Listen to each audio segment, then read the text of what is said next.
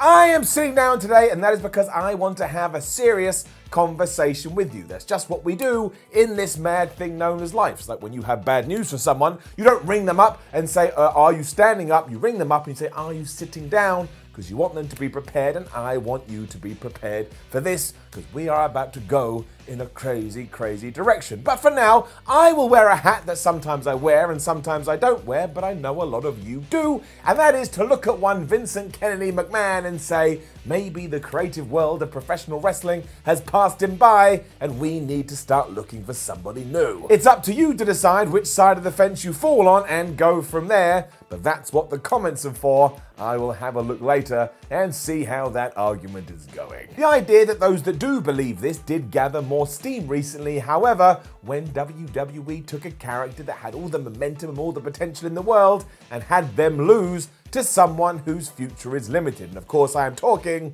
about Repo Man. No, I'm not. I just had to get one in there. It's been a while. I am talking about everything that happened between the Fiend Bray Wyatt and one Bill Goldberg in Saudi Arabia. We have already talked at length about how there was a business decision behind this, but seeing one Bill Goldberg run through Bray Wyatt like he was gone off butter was a very confusing situation, and let's face it, also drastically changed Bray's WrestleMania plans. He was meant to be taking on Roman Reigns for the Universal Championship, and that's no longer happening, all because of this moment. It certainly did damage the Fiend character, which started, of course, at Hell in a Cell 2019 in one of the worst matches that has ever happened in the history of mankind. All of this is bizarre too, especially when you remember how Vince McMahon saw Bill Goldberg when he first came into the WWE in 2003. He didn't believe the hype behind Goldberg, he didn't like Goldberg, and he just thought Goldberg was some kind of idiot. Why else do you think he was booked to have a gold dust wig put on his head?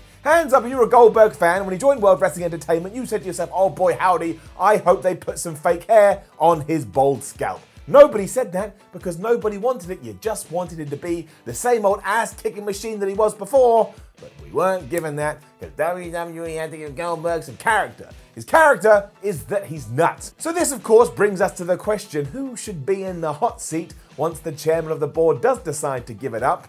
And obviously the first answer to that question is Triple H. Because of course you can't fault him for everything he has done with NXT. It's now officially the third brand in WWE, and they have kind of got into this system that works very nicely. Everything builds to a big takeover, and then we lose our minds because it's the greatest thing we've ever seen. But as for the weekly TV show, well, it's good and it's serviceable, but it doesn't ever really make you want to explode with joy, but it's still very damn good. It's very, very consistent, and it makes sense. You have storylines that all fit together, and the overarching idea is always, who is better in a wrestling ring? Is it that guy? Is it that guy? Is it that woman? Is it that woman? Is it that child? Haven't seen a child match on NXT yet, but it could happen. And if it did, Triple H would find a way to justify it. With all that said, NXT is now on mainstream television, and it's not really breaking records now, is it? It does very well, it does very respectable numbers, but these aren't the numbers that are going to send shareholders wild and start waving a flag that has a picture of Hunter Hearst Helmsley on it. It has a purpose, no doubt, but for everybody that just said it needed the break of being put on mainstream television,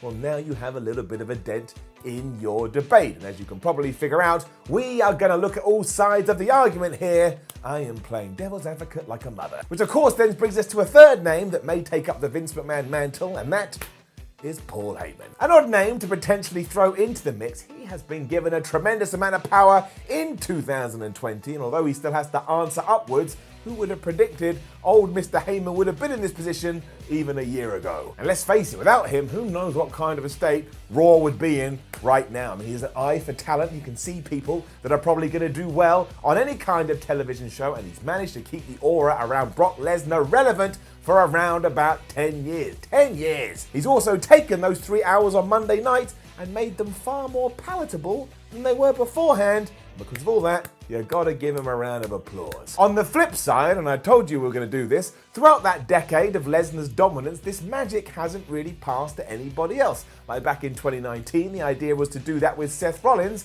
and now he is already back to being a heel. You'd also have to come up with a very good reason to justify every single angle that Paul Heyman does, because he does enjoy the old hotshot storyline here and there, and he ain't, against doing the sexual stuff. Just think about Bobby Lashley, Lana and Rusev, and of course Liv Morgan. We also got Aleister Black in a room for 47,722 years, And the big reveal for Eric Rowan's cage was a massive spider. And yes, maybe that was all down to Vince McMahon, but we don't know. And Paul Heyman still fits into this little box. In short then, even under Paul's vision, this is still very much a WWE product. And eventually, at some point, we're gonna have to change things up, because if you're not moving forward, you're standing still. If you're standing still, you're gonna get left behind. So what random name am I about to throw at you to answer the title of this random video? And what random name is about to send you nuts because you can't believe I even uttered it or the words even came out of my mouth? Well, I'm gonna say it right now. I've built it up. I am gonna throw in the name Daniel Bryan. Before you lose your minds, hear me out, and remember I am putting this out there in order to encourage debate. But recently on the Brie and Nikki Bella podcast, Daniel Bryan said he is thinking about transitioning from a full-time role to a part-time role, and when that happens, WWE should sit him down like I'm sitting down right now. They should look him in the eye and say, we would like to offer you a new deal, and as you can see, it's not just for a wrestler, but we'd like you on the management team, and that's right, we'd like you on the creative team as well. Why? Here's why. It's not that kind of video, I just got confused. But let's just look at everything that Daniel Bryan has proven since he has become a WWE wrestler. One, there are few people as good as the technical side as him. And while some like to criticize saying well, he's not very good at the sport entertainment side, are you kidding me? Are you nuts? It takes all of 5 minutes to go into his back catalogue and realize, oh, he can do that as well. I mean, he's like a damn chameleon, and he has a little something for everyone. He's beloved by kids, he's beloved by adults, he's beloved by women, he's beloved by men, he's beloved by smart mark assholes like you and me that watch wrestling and go, I think I know everything. Even we appreciate Daniel Bryan. He was a huge part in the reason why Kofi Mania and Kofi Kingston was as over and exciting as it was. He could do comedy, as he did with Team Hell No, and when he was a bad guy and had the crowd shouting no at him, as he shouted back, yes, he made that brilliant. On top of all that, he's also selfless. Just look at what he's doing right now with Drew Gulak. He is using any kind of political power that he has to help out people he thinks deserve a better push.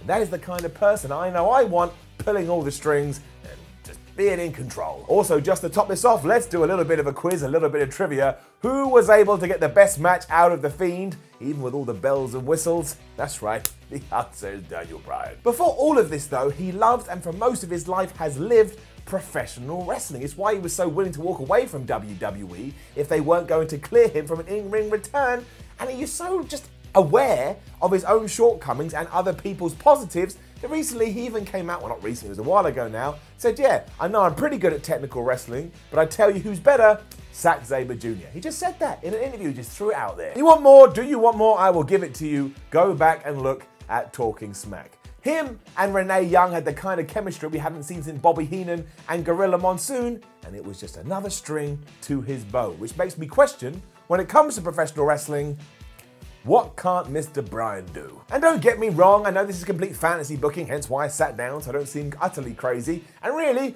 I don't even think Daniel would be that interested in it if you go back to some of the quotes he's made in the past.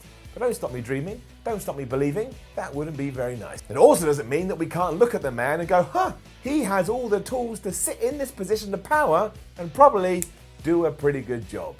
This is me looking at Daniel Bryan in his position of power. And to calm all the comments down, yes, just to reiterate, I don't think this will ever happen, but I would have said the same thing around about a year to 18 months ago if you had told me, by the way, Eric Bischoff and Paul Heyman are going to come back in, one's going to be in charge of Raw, and one is going to be in charge of SmackDown. I would have looked at you and called you crazy, and then remembered, when it comes to pro wrestling, especially World Wrestling Entertainment, you never say never. Now, don't forget to leave a comment below and let us know what you think about all of this, and you're definitely going to be leaving comments. They are going to be crazy. Like the video, share the video, subscribe to What Culture Wrestling, then head over to whatculture.com, read yourself some articles, follow What Culture on Twitter, What Culture WWE, watch more videos here on What Culture Wrestling. Second shout out. My name is Simon from What Culture. Thank you very much for watching. I appreciate it when you let me go on these streams of consciousnesses, and I will say that sitting down has been very weird, and I don't think I like it much. But hey ho, we've done it now. Maybe we'll never do it again. Once again though, never say never. So I will never sit down doing a video. I've done it.